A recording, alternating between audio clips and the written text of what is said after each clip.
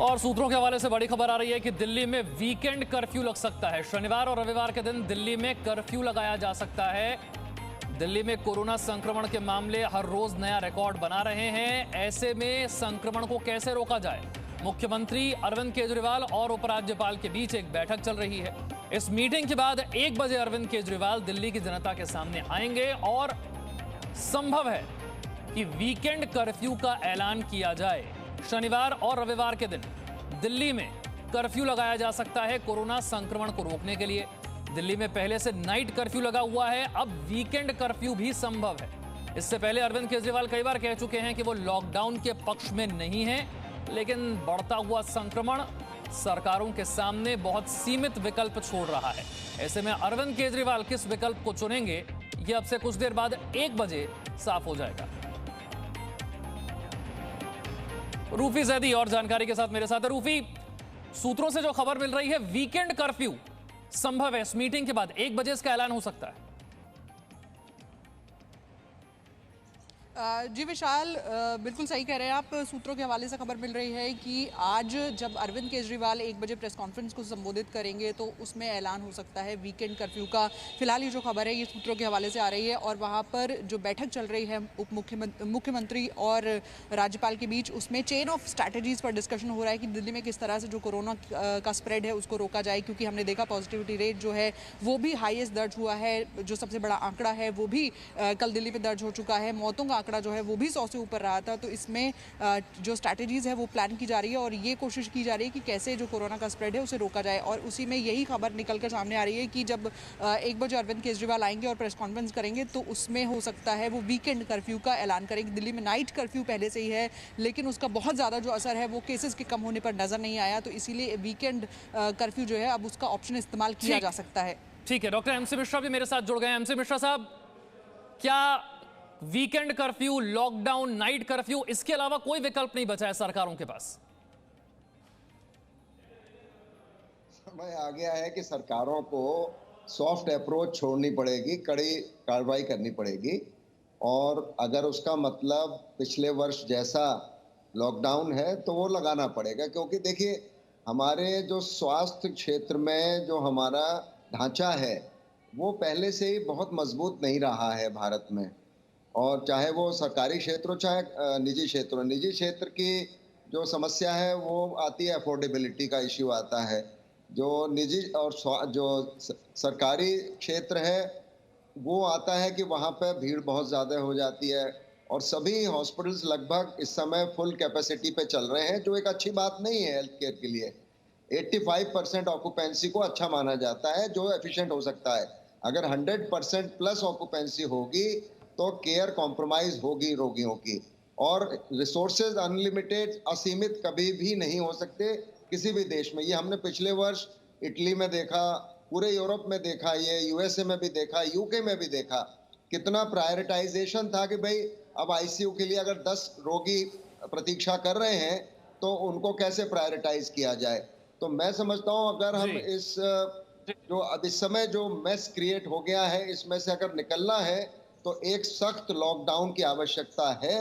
अब सरकार ठीक है, यानी कि आप जैसे एक्सपर्ट्स और डॉक्टर्स भी कह रहे हैं कि सख्त लॉकडाउन एक बार फिर से जरूरी है, तभी हम इससे बाहर निकल सकते हैं। रूफी, जरा मैं चाहूंगा दिल्ली की स्थिति को एक बार फिर से आप बताएं। अस्पतालों की स्थिति क्या है, रेमडेसिविर, वैक्सीन और मुख्यमंत्री के सामने विकल्प क्या बचता है? वीकेंड कर्फ्यू तो हम कह ही रहे हैं, क्या इसके अलावा और कुछ भी हो सकता है? विशाल, अगर आप दिल्ली की स्थिति देखें तो दिल्ली की स्थिति लगातार बिगड़ती हुई, क्योंकि यहाँ पर जो बेड ऑक्यूपेंसी है वो लगातार बढ़ रही है, चाहे वो कोरोना के सामान्य बेड हो या फिर आईसीयू बेड हो। आईसीयू और वेंटिलेटर वाले जो बेड है वो तो आप ये कह सकते हैं दिल्ली में ऑलमोस्ट ख़त्म होने की कगार पर है, क्योंकि आप अगर किसी भी अस्पताल में फ़ोन करेंगे, प्राइवेट या सरकारी, तो आपके लिए, अपने मरीज़ के लिए वहाँ पर वेंटिलेटर वाला बेड ढूंढना मुश्किल हो जाएगा। तो दिल्ली की स्थिति लगातार ख़राब होती हुई, इसीलिए जो बैंक्वेट हॉल्स हैं, स्पोर्ट्स कॉम्प्लेक्स हैं, उनको भी जोड़ा गया है, लगातार जो एस्केलेशन है बेड्स में वो किया जा रहा है।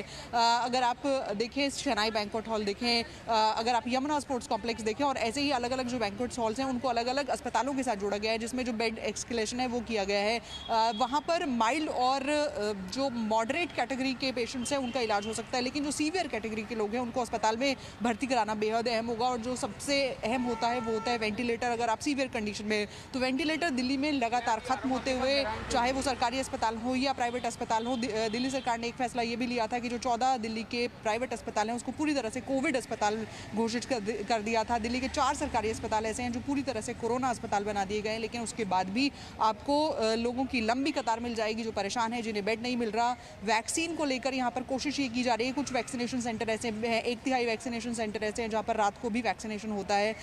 कोशिश अरविंद केजरीवाल की तरफ से लगातार यही है कि जो एज बार है उसको ख़त्म कर दिया जाए, और वैक्सीन अगर पर्याप्त मात्रा में उपलब्ध होती है तो सभी दिल्ली के जो लोग हैं उनको वैक्सीनेट किया जा सके। लेकिन फिलहाल अभी ये जो स्थिति है ये आने में वक्त लगेगा, क्योंकि वैक्सीन का जो काम है वो चल तो ज़रूर रहा है, लेकिन वहाँ पर भी आपको अब भीड़ नज़र आने लगी है। वहाँ पर भी बहुत आपको लोग मिल जाएंगे, और लोग ये भी कंप्लेंट कर रहे हैं कि उन्हें 2-2, 4-4 घंटे वैक्सीन के लिए इंतजार करना पड़ रहा है। तो अगर आप कुल मिलाकर देखेंगे तो दिल्ली में जो स्थिति है वो लगातार ख़राब होती हुई, अगर आप निगम बोध घाट की स्थिति देखेंगे वहाँ पर भी आपको लंबी कतार नज़र आएगी। लोगों को वेटिंग लिस्ट में अपना नाम लिखवाना पड़ता है। अगर आपको अपने किसी परिचित का अंतिम संस्कार कराना है तो वहाँ पर भी आपके लिए एक लंबी कतार है। तो दिल्ली के लोग इस वक्त बेहद ख़राब स्थिति में, लेकिन फिर भी मैं बार बार आपको यही बताऊंगी कि अगर आप किसी पब्लिक प्लेस में जाते हैं तो आपको ऐसे लोगों की कमी नहीं मिलेगी जो बिना मास्क लगाए घूम रहे होंगे, या फिर उनका मास्क नाक से नीचे बिल्कुल, और होगा। इन्हीं लोगों की वजह से हालात और खराब हो रहे हैं। मैं एक बार फिर से डॉक्टर एमसी मिश्रा का रुख करूंगा। एमसी मिश्रा साहब, ये तो दिल्ली मुंबई का हाल है कि अस्पतालों में बेड नहीं है, वेंटिलेटर नहीं है, ऑक्सीजन नहीं है, तो हम समझ सकते हैं कि हमारा हेल्थ इंफ्रास्ट्रक्चर कितना तैयार है ग्रामीण इलाकों को लेकर, छोटे शहरों को लेकर। वहां के लोग क्या करें, वहां के लोग कहां जाएंगे? देखिए विशाल, जैसे मैंने कहा, जो हमारे ढांचा है वो असीमित नहीं हो सकता। रिसोर्सेज हमारे असीमित नहीं हो सकते, सीमित ही होंगे। बढ़ाएंगे तो भी सीमित रहेंगे। वो एक 130 करोड़ की जो जनसंख्या वाला देश है, जिसकी आबादी पूरे दोनों अमेरिकाज को मिला लें, यूरोप को मिला लें, एशिया के बहुत सारे कंट्री, ऑस्ट्रेलिया को मिला लें, उससे ज़्यादा हमारी आबादी है। रिसोर्सेज हमारे पास है नहीं। हम हेल्थ केयर में जीडीपी का 2% खर्च करते हैं, उससे भी कम। तो हम अब काफ़ी इंफ्रास्ट्रक्चर पिछले 1 वर्ष में बना है। निजी क्षेत्र ने भी इसमें बहुत बड़ी भूमिका निभाई है, सरकारी क्षेत्र ने भी बहुत बड़ी भूमिका निभाई है। लेकिन लोगों को ये समझना होगा, जैसे अभी कह रही थी आपकी जो पत्रकार हैं, कि लोग अभी भी मास्क नहीं लगा रहे हैं, प्रिकॉशंस नहीं ले रहे हैं, और अभी इस संक्रमण को थामने का केवल एकमात्र उपाय है टीकाकरण से भी महत्वपूर्ण वो ये है जो मैं हाथ में पकड़ रहा हूँ, इसीलिए पकड़े हुए हूँ।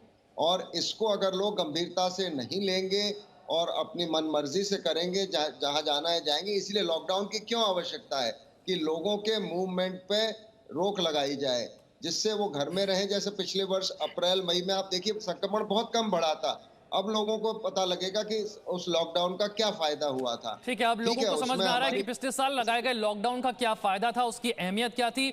अनुजा कपूर मेरे साथ। अनुजा जी, आपने अब से कुछ देर पहले बताया कि बड़े जो हैं वो अपनी मेंटल हेल्थ को लेकर क्या करें, लेकिन बड़े तो बड़े, यहाँ तो बच्चे, खासतौर से जो छात्र हैं वो इतने ज्यादा मानसिक दबाव में, इतने मेंटल स्ट्रेस में हैं। पिछला पूरा साल उनकी पढ़ाई बहुत बुरे तरीके से प्रभावित हुई। इस साल भी उन्हें कुछ अच्छा होता हुआ नजर नहीं आ रहा है, तो उनके लिए क्या है, वो क्या करें? देखिए, उनके लिए सिर्फ यही है कि ये क्यों आसपास में वो देख रहे हैं कि इस वक्त उनके घर में भी बच्चे जो हैं वो देख रहे हैं कि बड़ों को किस तरीके से कोरोना फैल रहा है, और दे आर यूजुअली एक कमरे के अंदर बंद हो रहे हैं। पर सबसे बड़ी बात जो इसके अंदर ये भी आ रही है कि पेरेंट्स का भी थोड़ा सा झुकाव जो बच्चों की पढ़ाई की तरफ है वो भी बहुत ज्यादा विचलित कर रहा है, क्योंकि उनको ये लगता है कि अब बच्चे जो आगे, कुछ बच्चे हैं जो यहीं पर कॉलेज में ही पढ़ेंगे, पर कुछ बच्चे हैं जो बाहर भी जाएंगे, तो जो बाहर जा रहे हैं उनका भी आगे का, जबकि कोविड ऑल ओवर वर्ल्ड है, बट बाहर भी कुछ इस वक्त यूनिवर्सिटीज हैं जो बच्चों को ले रही हैं। तो अगर 12th का एग्जाम नहीं होगा तो किस बेसिस के ऊपर बाहर भी जाएंगे, तो किस बेसिस पे बाहर की ऑनलाइन स्टडीज भी चालू करें। तो जो उनका जो इस वक्त का प्रॉब्लम ये फेस कर रहे हैं कि वो करे तो क्या करे, मतलब वो बीच मझधार में रुक गए हैं। बच्चों को ये है कि उनका मन है कि खत्म हो जल्दी से, तो हम अपनी आम लाइफ, जो हमारी नॉर्मल लाइफ है, उसमें वापस आ सके। Presenting V News app, available on Google Play and App Store. Download it now.